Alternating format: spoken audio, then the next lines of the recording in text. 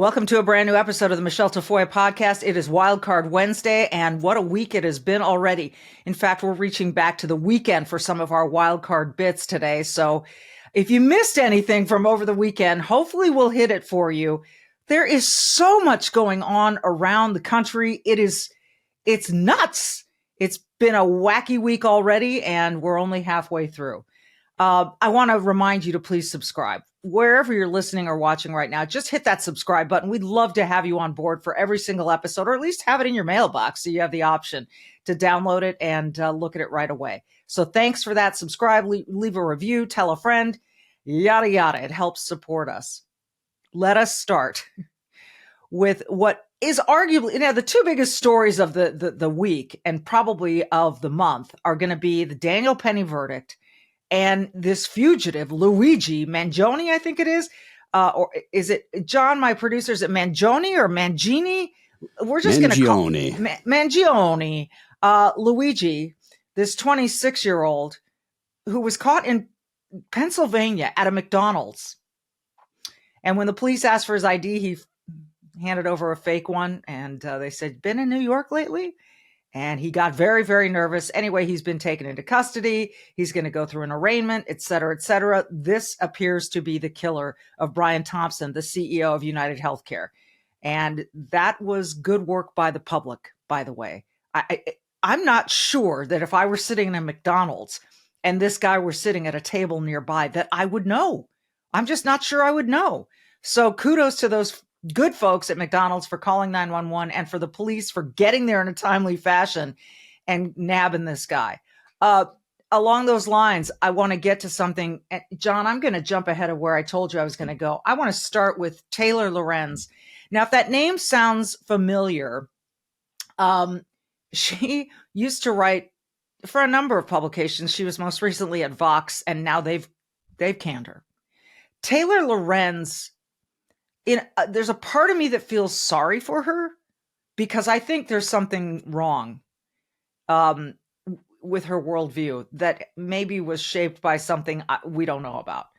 But I mean, she was wearing a mask for I think she probably still wears a mask. She vaccinated up the wazoo. She's one of those she's a very left-leaning writer. And she was on Piers Morgan this week and talked about this murder of this CEO of a healthcare company. And if you can imagine this, the word joy came out of her mouth when talking about this murder. I'm going to let you listen. We'll react on the other end. Go ahead, John.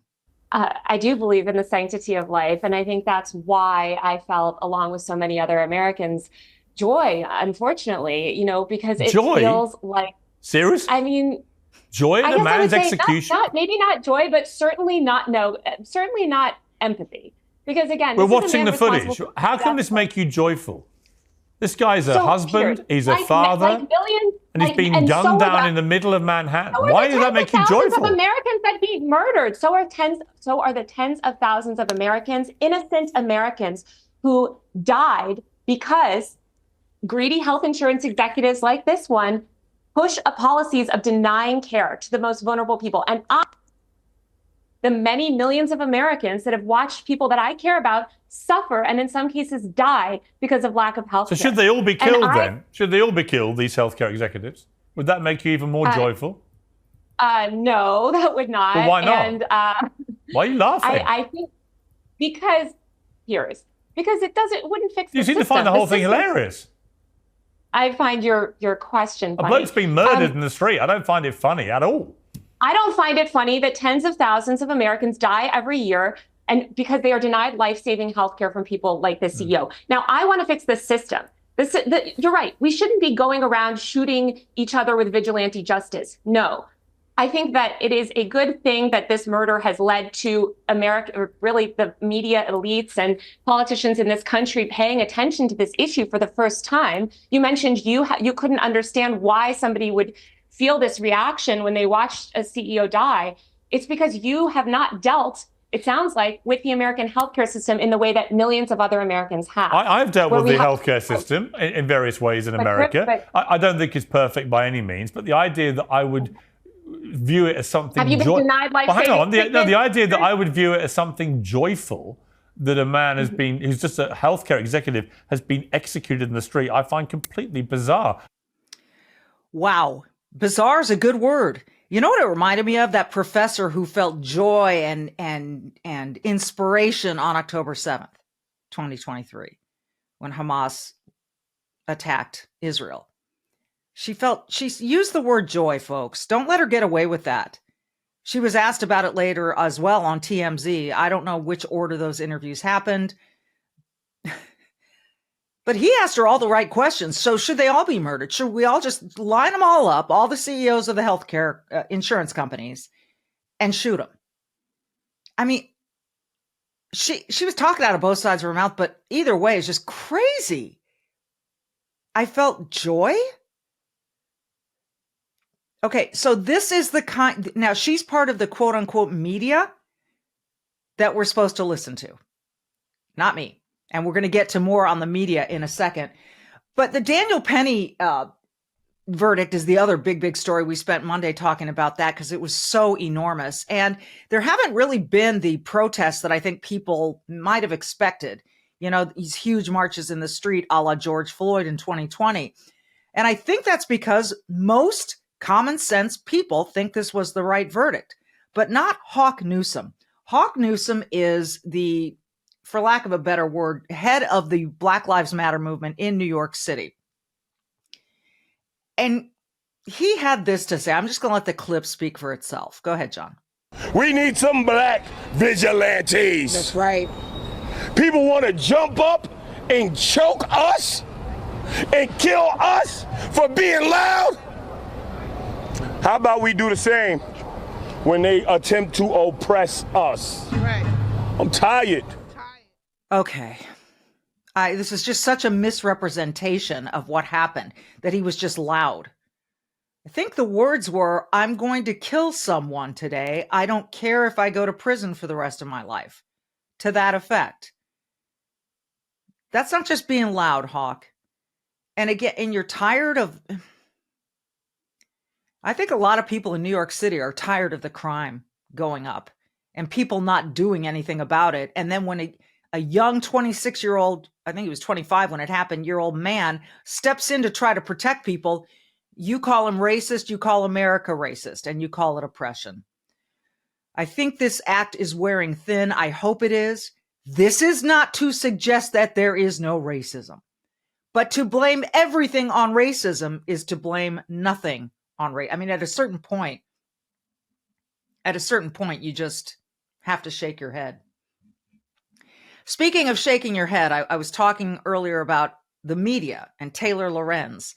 And oh my gosh, people are so upset that Elon Musk is saying we are the new media. X is the new media. You are the media. You are providing context. You are providing footage. You are providing commentary.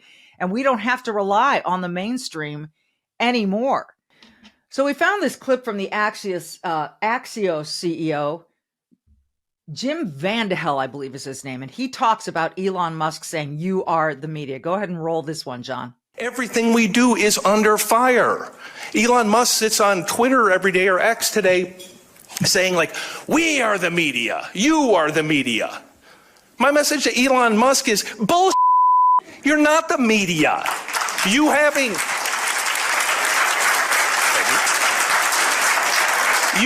a blue check mark, a Twitter handle, and 300 words of cleverness doesn't make you a reporter. You don't do that by popping off on Twitter.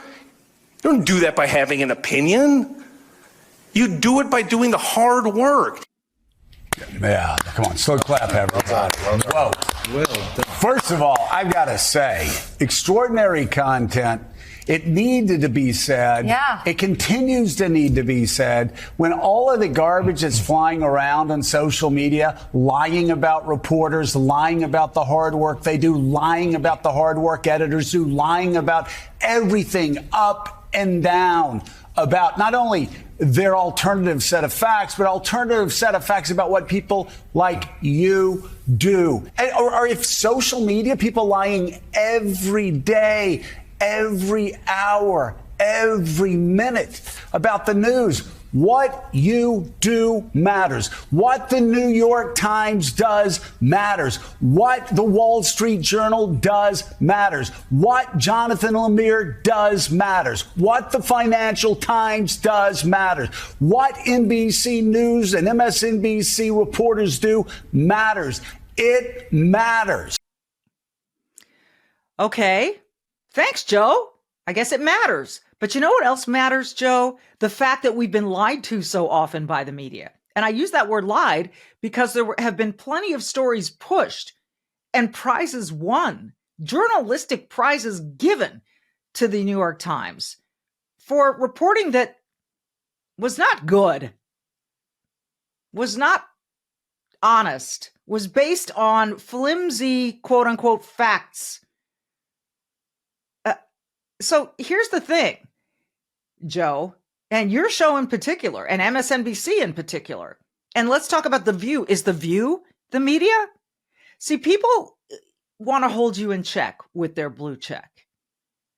So you can say X is not the media, but X is sure as hell going to keep the media in check. So yes, and I've been a reporter, and I still consider myself a journalist. I'm looking for truth. I'm looking for facts. But when the media has let us down so often, X is a great place to go for independent journalists. We're not just talking about the random person on X just sort of, spouting off or letting off steam. We're talking about journalists who have found an outlet. Matt Taibbi, Michael Schellenberger. The free press is blossoming because of X. These individuals, these truth seekers, are becoming the new media. So you can say your reporting matters and everyone's reporting matters. And I like to think that everyone does it from a place of wanting to find truth. But just look at this tweet. Here's an example of where X became the media. The AP wrote this headline and X said, well, hold on a second. The AP basically said Daniel Penny found not guilty of killing someone. And it lacked that's a headline. And it lacked the context that the victim in this case, and it's debatable whether it was the chokehold that killed him or not. We have two different opinions, but they left out the context that this person was kind of a maniac on this train that was scaring the hell out of people. And this person had multiple priors, including those for attacking people on the subway. But that got left out of the headline. Daniel Penny is a name known around the country, and his life's been dragged through it. But the context of this was left out of the headline. So that's what they mean when they say X is now the media. We are keeping you in check with our blue check. So no matter how much you want to preach Axios and MSNBC, you have let people down constantly. And so people are looking to other sources. And I say the more sources, the more voices, the better. Free speech, baby. Let me tell you about my friends at besthotgrill.com. They are the makers of the Solaire Anywhere, Everywhere, All About Grill. This would make a great holiday gift for anyone on your list that loves food, loves to cook, loves to picnic, has a boat, loves to tailgate. We got a little bit of that football season left to tailgate in. Solaire infrared grills. It's the mini, right? It's the mini grill. And it's small and lightweight, and you can use it on a boat, at a picnic. It heats up to searing heat in less than 3 minutes. The taste on the grill, on this food that you grill on this USA-made Solaire Anywhere, Everywhere, and All About infrared grill is like nothing you've tasted before. It is so good. It's like having a big old backyard grill right at your tailgate, at your party, wherever you want. Amaze your tailgating friends. Amaze your boating friends with the great food you grill with the Solaire infrared grill. You can learn more about these fantastic grills at Solaire's Try Before You Buy demo rental program, besthotgrill.com. They cool down really fast too, so you're not going to miss much of the action wherever you are in an RV, tailgating. besthotgrill.com, besthotgrill.com. You can try before you buy. Again, made in the USA, besthotgrill.com. So Trump was on Meet the Press over the weekend, and he said a lot of stuff. I guess he trusts Kristen Welker at NBC. He believed that she was one of the fairest, most fair debate moderators that he had seen. So he spoke to her. And, you know, people keep saying that Trump wants retribution. He wants to put all of his political enemies in prison. Kind of like they wanted to put Trump in prison. But anyway, what he said is what he's said a number of times. But here it is, pure and simple, of what Donald J. Trump, president-elect, thinks retribution looks like. This is cut one, John. I'm really looking to make our country successful. I'm not looking to go back into the past. I'm looking to make our country successful. Retribution will be through success. If we can make this country successful, that would be that would be such a great achievement. Bring it back. We have a country now that's overridden with crime, that has millions of people that shouldn't be here, that should be in prisons in other countries, that should be in mental institutions. We have drug lords being dropped into our country and told never go back to their country. I'm looking to make our country great. I'm looking to bring prices down because, you know, I won on two things, the border and more than immigration. You know, they like to say immigration. I break it down more to the border, but I won on the border and I won on groceries. It's a very simple word, groceries. Like almost, you know, who uses the word? I started using the word, the groceries. When you buy apples, when you buy bacon, when you buy eggs, they would double and triple the price over a short period of time. And I won an election based on that. We're going to bring those prices way down. So he pivots in there from the border to groceries. And I think he likes this word groceries. I'm doubtful he used it much before. Hey, Melania, are you going to the grocery store? Melania, we need some groceries. Something tells me that doesn't happen at Mar-a-Lago or Trump Tower. Something tells me that they just kind of appear. And so he's learned this term groceries, but uses it wisely because people relate to it. But again, I think that was a big part of this. I think the border was a massive part of his victory, that people don't feel safe. And so, John, I want to jump down because also over the weekend, this idea of safety has been just absolutely enormous in my mind. New York, Minneapolis, Los Angeles, San Francisco, Portland, Seattle, Boston, I'm sure at Philadelphia, Detroit, Chicago, people don't feel safe. And they want to, but they don't. And the other part of it is you look outside of our borders, there's chaos now in Syria, in Iran, in Israel, all over the Middle East, Russia, Ukraine. And so people are like, are we safe? And I think it's a legit question. I think it's the most important question that governors and all kinds of administrators, politicians can answer. How safe do the people feel with us in charge? I can guarantee you in Chicago, they're not feeling safe. In all of these big cities. I know it here in Minneapolis. I know people who are leaving and moving, and it's sad. But this, I want to then kind of pivot, because at the Reagan National Defense Forum on Americans, there's a guy named Dr. Alex Karp who spoke about just this topic, and he spoke about it so courageously without worrying about being politically correct, about people wanting safety. And I think really that was at the core of this election. So let's run that cut. I think it's number 8, Dr. Alex Karp at the Reagan National Defense. Americans are the most loving, God-fearing, fair, least discriminatory people on the planet. And they want to know that if you're waking up and thinking about harming American citizens, or if American citizens are taken hostage and kept in dungeons, or if you're a foreign power sending fentanyl to poison our people, something really bad is going to happen to you and your friends and your cousins and your bank account and your mistress and whoever was involved.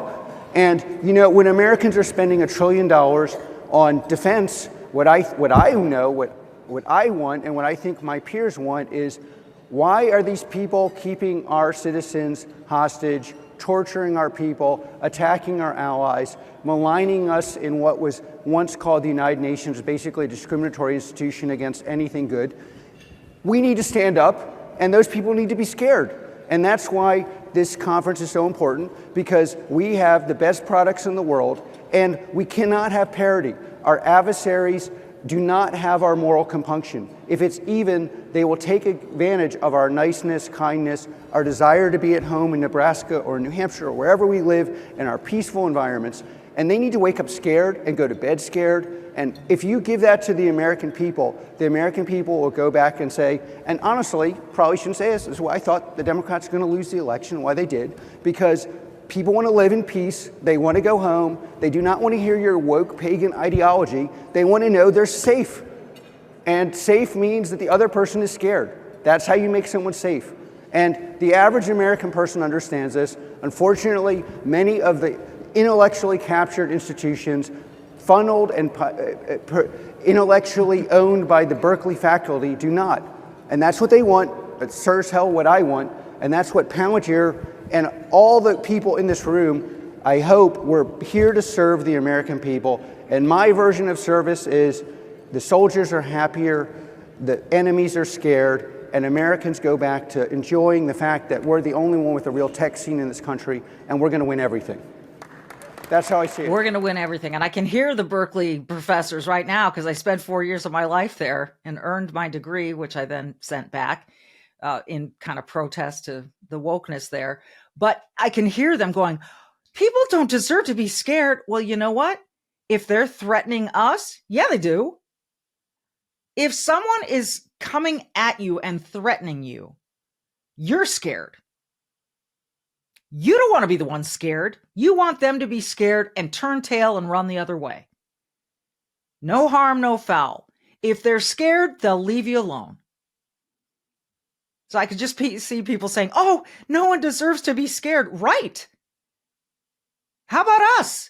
We don't deserve to be scared either. And yet people are living scared. They are. They're living scared. And they don't deserve that. So I loved this. I thought it was ballsy. I thought it was relevant. And yeah, he talked basically, referencing what happened in Israel, that Americans were taken hostage, referencing the money that we give to all of this foreign aid. And I'm not totally against foreign aid, but in some cases, we need to be much more focused on the aid we give people here at home. And our borders need to be secure. Our police need to know that the government has their backs, and our military needs to be super duper strong. Peace through strength. Let the other side be so scared that they don't even look our way. Oh, not going to touch that stove. That'll burn. That's the idea of being scared. I absolutely loved it. I applaud this guy. I think it is tremendous. So on that note, in just a second, we're going to talk more about that border and how Justin Trudeau responded when Trump made some commentary about Canada. This is going to be good. On that note, I know how uncertain things feel right now. Prices are up. Groceries are up. The markets are unpredictable. And we're, even hearing those whispers about World War III. And like many of you, I wanted to understand how to prepare my portfolio for these turbulent times, which led me to learn more about American independence gold. See, gold and silver have historically stood the test of time through wars, recessions, market crashes. They're not just investments. They represent stability and peace of mind for families like mine. And right now, I'm holding this gold bar from American Independence Gold in my hands. It's real, it's heavy, and it could be yours when you open a gold IRA with $10,000 or more. American Independence Gold is a veteran-owned company that supports our military families and first responders. I love that about American Independence Gold. Plus, they cover custodial fees for life on qualifying accounts. Take your first step toward diversifying your portfolio today with American Independence Gold. Text GOLD to 717767 for a free investment guide. Text GOLD to 717767. Learn how gold and silver could fit into your portfolio with American Independence Gold. Text GOLD to 717767. Do it right now. So Trump talked on the weekend show, the Meet the Press with Kristen Welker, about the border quite a bit. And he reminded us it's not just the southern border we need to have our eye on. It's been surprising to many of us to see the numbers of people crossing illegally on the northern border. Here is what Trump said. This is 3B, I think. John, go ahead and roll it. I spoke with Justin Trudeau. In fact, he flew to Mar-a-Lago within about 15 seconds after the call ended. He was at Mar-a-Lago. We were having dinner talking about it. I said, you have to close up your borders because they're coming in the northern border, too, a lot. Not like the southern border, but they're coming in the Canadian border a lot. And drugs are pouring in. Almost as importantly, drugs are pouring in, maybe more importantly, drugs are pouring in at levels never seen before, 10 times what we had. They're just pouring in. We can't have open borders. And I said to the president of Mexico and to Justin Trudeau, if it doesn't stop, I'm going to put tariffs on your country at about 25%. That's a very substantial tariff. They need to be scared. They need to be scared about the consequences of what they're allowing. And if drugs are coming from wherever, China, wherever the fentanyl is being manufactured and shipped, and it's coming across either border, that's a threat to America. It's illegal. It's against the law. And no one wants that. So, Trump said, I mentioned this tariff and Trudeau called me in about 15 seconds. You got to kind of believe that. It's really interesting this second go around with Trump. He seems to have a much more dominant presence on the world stage than the first time around. They thought it was a joke. They know it is no joke now because they experienced the 4 years of his administration. They've seen the mandate he was given by American voters, and they know he is serious. So here's Justin Trudeau responding to reporters' questions about the dinner that he did ultimately have at Mar-a-Lago with Donald Trump, flying down there immediately, sitting down. And, it's so interesting. People talk about youth versus the older Donald Trump. This makes Trudeau, see if you agree with me, look like a child. Go ahead and roll it, John. Bonjour tout le monde. I had a good call with Donald Trump last night again. We obviously talked about laying out the facts, talking about how the intense and effective connections between our two countries flow back and forth. We talked about some of the challenges that we can work on together. It was a good call. This is something that we can do, laying out the facts, moving forward in constructive ways. This is a relationship that we know takes a certain amount of working on, and that's what we'll do. One of the really important things is that we be all pulling together on this. The Team Canada approach is what works.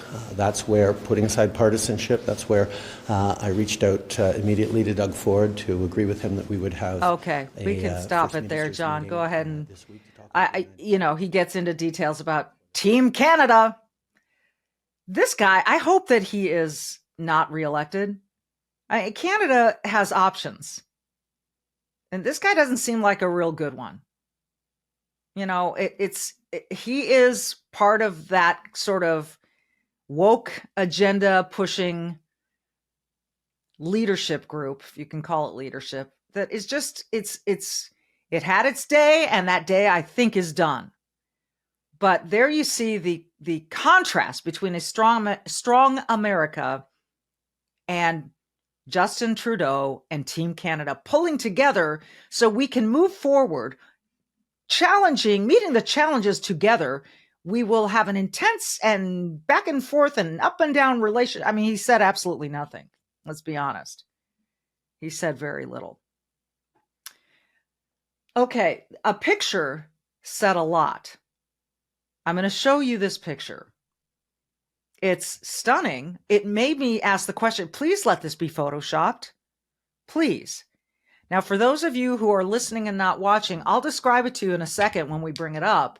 Those of you who are watching, you're going to want to look closely at this. But first, I want to share with you an opportunity. Are you feeling overwhelmed by the increasing cost of health insurance? Have you had enough of not having control over your healthcare dollars? Introducing Share Right. Healthcare done the right way. At ShareRight, you're not just a number. You're part of a caring community. And forget about paying excessive premiums. With ShareRight, you stand to save 30 to 50% compared to health insurance. Think about what you could do with all those savings. But it's more than just savings. ShareRight ensures you have access to the care you deserve precisely when you need it. With ShareRight, your healthcare is our top priority, from routine checkups to unexpected emergencies. Empower yourself today by taking control of your healthcare costs. Visit shareright.org/Tafoya to learn more and see how much you can save. That's ShareRight, ShareRight.org/Tafoya, ShareRight.org/TAFOYA for healthcare done the right way. So I'm going to finish today with two things that are sort of the season. One is this picture of the Pope looking at a nativity scene.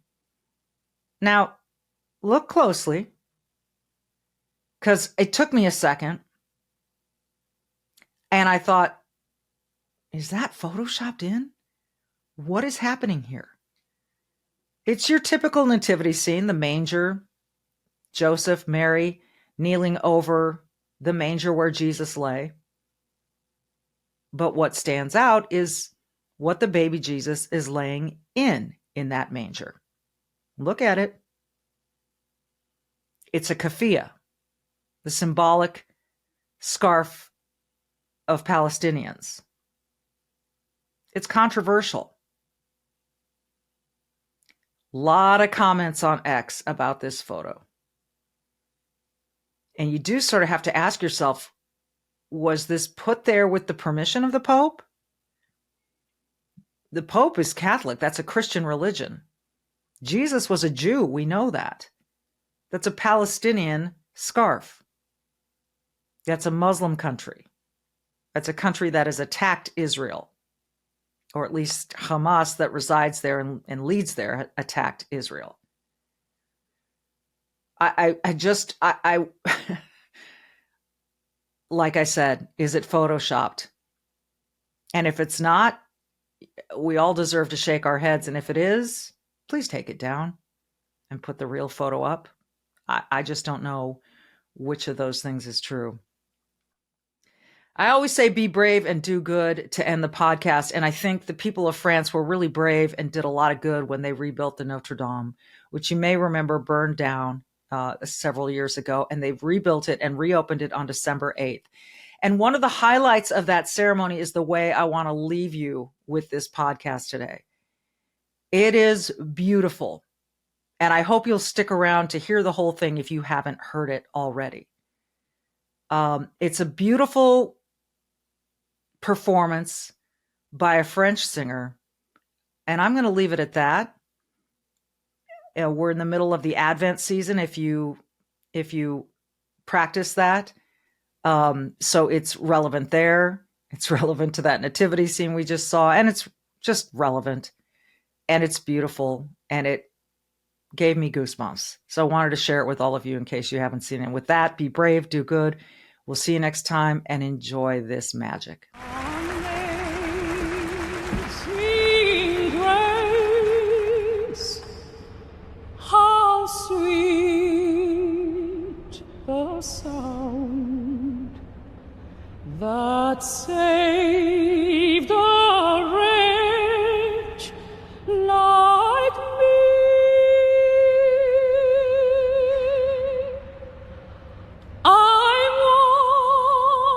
Was lost, but now I am found.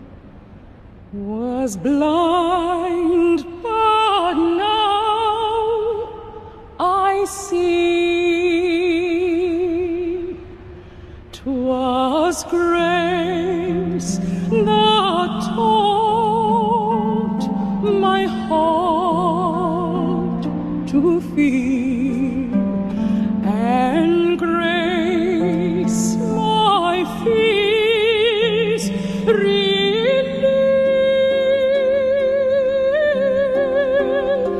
How precious did that grace appear.